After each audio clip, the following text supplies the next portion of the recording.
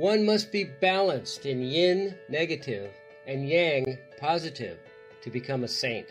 Supreme Master Ching Hai. Please watch on to find out more.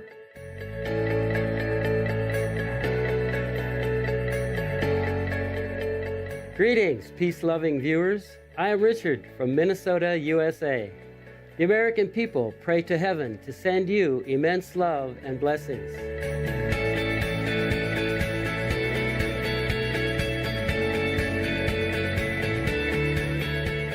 In today's episode, entitled From Supreme Master Ching Hai's book, Secrets to Effortless Spiritual Practice, Part 1 of 2, we present to you the wisdom of Supreme Master Ching Hai.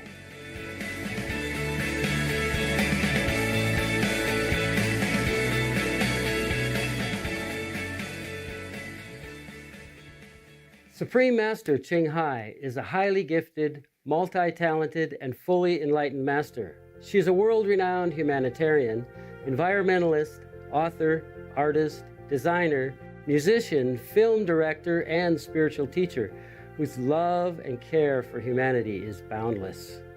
Supreme Master Ching Hai studied and teaches the words of Jesus, Buddha, Lao Tzu, Prophet Muhammad, peace be upon him, Guru Nanak, and many others. The Kuan Yin method has been practiced by all these great enlightened masters. She reminds us of the similarities between all the great teachings and that all the great masters are preaching the same truth. Supreme Master Ching Hai is always merciful with infinite love, and in her book, Secrets to Effortless Spiritual Practice, she offers many helpful tips derived from her personal experiences that serve as practical and effective tools to assist the spiritual seekers in pursuing the spiritual path.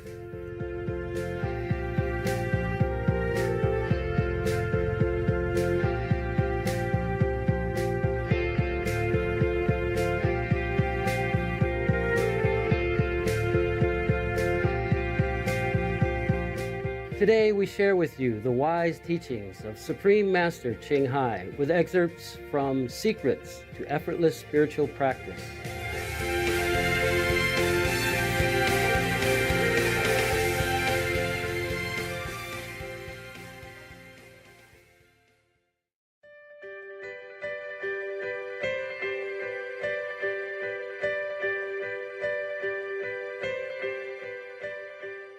To really become a saint, we have to be perfect in every aspect, not just a particular aspect. If we're only magnanimous, but never criticize, then it is also no good. For instance, if at times when you should criticize and educate people, you praise them instead, you only spoil them and ruin their judgment ability in spiritual practice. That's why I say one must be balanced in yin, negative, and yang, positive, to become a saint. We should penetrate all aspects of this world. Living in the world, we still need to eat, sleep, and interact with people. Therefore, we ought to be normal.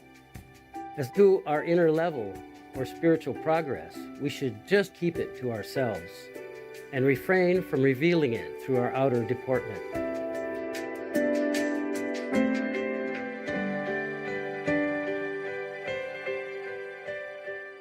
We can't reach heaven in one step.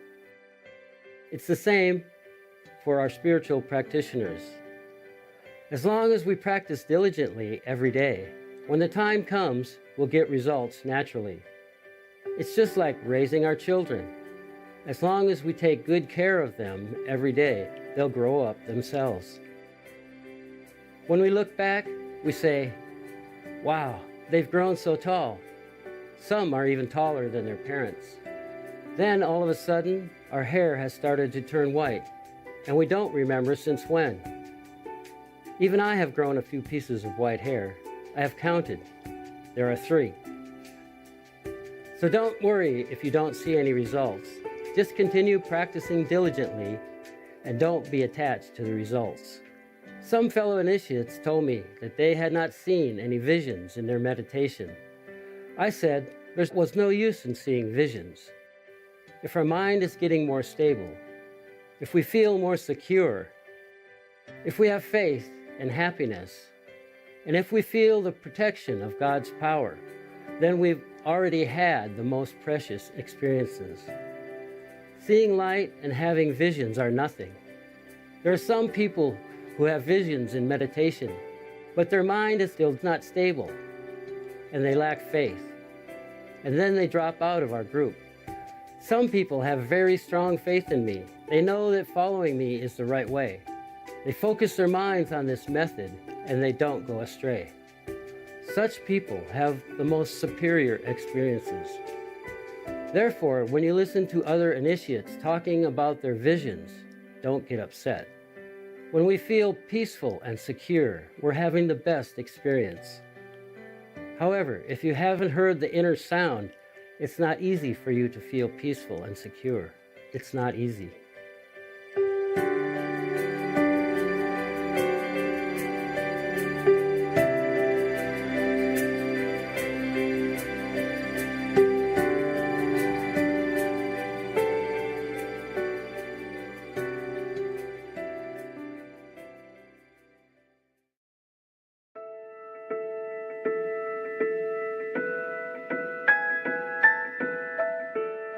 I've heard that laughter is good medicine that can cure any disease.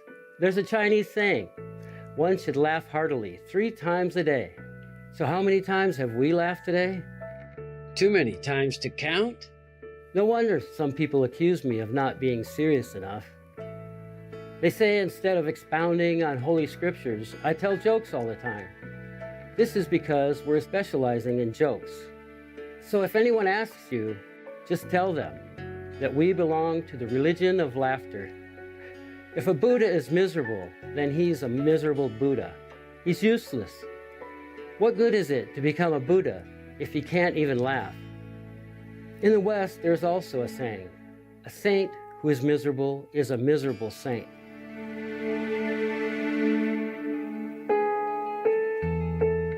Therefore, we can tell how high our level is by looking at how much we laugh every day. We can measure our level by our laughter. And we don't have to wait to find out after we start practicing the Kuan Yin method with a master. Those who can't laugh are miserable saints. They're too serious. They're not open enough. They have nothing to laugh at because their hearts are not open. The more we do our spiritual practice, the more light-hearted we become. We become very open-minded. We feel there is nothing worth picking on, and we don't care about whether things are good or bad. That's why being a master is so difficult. She has to fix people's shortcomings, even though these things don't matter to her. She doesn't mind anything anymore, so how can she still do this job?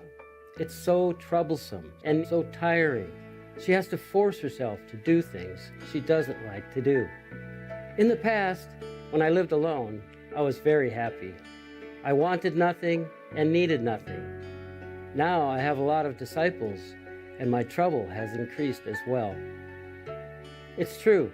You all bring your troubles to me and tell me about them. Each one of you tells me a different kind of problem. When I see you being so miserable, I worry about you and try to reduce your pain. As a result, I'm dragged down by you. I can only recover after I've solved all your problems, because I am one with you. For those who are parents, don't you suffer when your child is sick, right? You can't sleep, you sit beside your child, comforting him, fanning him, and taking care of him. You can't sleep or eat, and you look very pale. You blame yourself for not being able to take over your child's sickness or to share his suffering. It's not that you get sick yourself, it's just that you feel the same pain as the child, even though you're healthy yourself. You feel sad because your child feels so small and so weak. And he continually cries because he can't tell you where his pain is. Isn't it so? Even worldly parents are like this, let alone the spiritual parent of practitioners. She truly cries for us. But if the situation is already very painful and you allow yourself to become miserable, how can you continue to live? So we should always look at the bright side of things. I always tell jokes to make you laugh because by nature, I like to laugh. We have to laugh whenever we can because it's not easy to laugh in this world. If you come here to spend time with me and still can't laugh, then you're hopeless. You're beyond cure. You'll never be able to find happiness anywhere. Therefore, if you want to become a Buddha, you should remember, when you come here, you're going to be a laughing Buddha. Even if you can't become a Buddha, at least you can become a deity, a laughing deity. If we don't have an open heart and a tolerant attitude, what good is it to become a Buddha?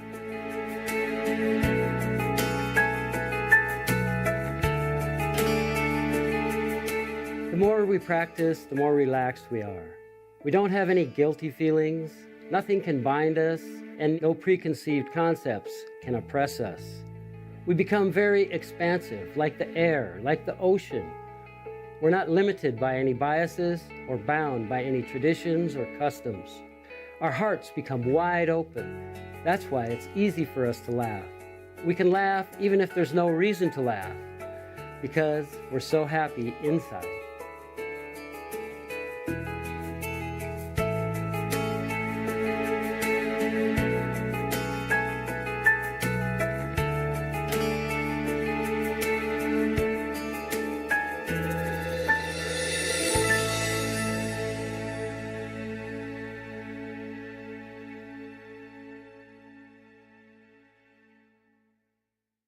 Loving viewers, thank you for your company today on Words of Wisdom. Please join us again tomorrow for part 2 of our program from Supreme Master Ching Hai's book, Secrets to Effortless Spiritual Practice.